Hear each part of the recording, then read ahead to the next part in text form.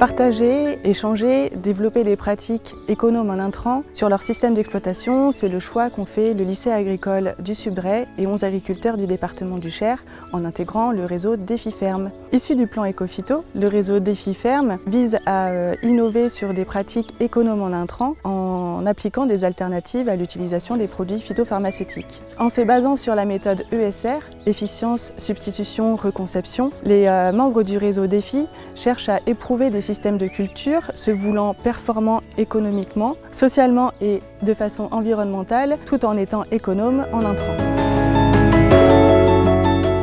Je m'appelle Hugues Delachaise, je suis agriculteur sur la commune de Levée, en grande culture. J'ai intégré le réseau Défi il y a une dizaine d'années. Alors j'ai intégré le réseau Défi parce que mon système arrivait au bout et en plus intellectuellement la consommation de produits phyto est pour moi quelque chose qu'il faut remettre en cause et de travailler de façon à diminuer nos interventions. Quand je dis que je suis arrivé au bout de mon système, c'est que la ferme économiquement tenait la route, mais le salissement des parcelles commençait vraiment à être important. Et j'ai été coopté par la Chambre d'agriculture pour intégrer le réseau Défi.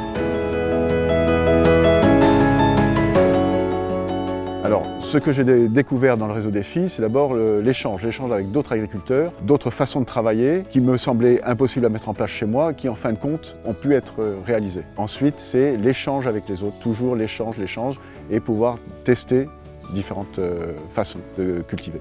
Les évolutions principales, c'est d'abord le décalage de date de semis pour les différentes cultures, pour essayer d'éviter des levées de mauvaises herbes. Le deuxième levier, ça a été l'allongement de la rotation, de façon à intégrer des cultures, surtout des cultures de printemps, pour essayer de nettoyer nos parcelles. L'expérience que je tire de ces deux principaux leviers, c'est que notre département est situé dans une région où les aléas climatiques sont assez violents, et intégrer de nouvelles cultures, ça peut marcher, on peut économiquement réussir quelque chose, mais on peut aussi se rater facilement. Troisième levier qui a été mis en place, c'est aussi l'utilisation d'outils mécaniques, de désherbage mécanique, comme la RC-Tri. Bon, mais ça a été aussi compliqué parce que des semis en automne humide, on ne peut pas l'utiliser. Donc là aussi, il y a des échecs, ou sinon il y a une non-utilisation de l'appareil.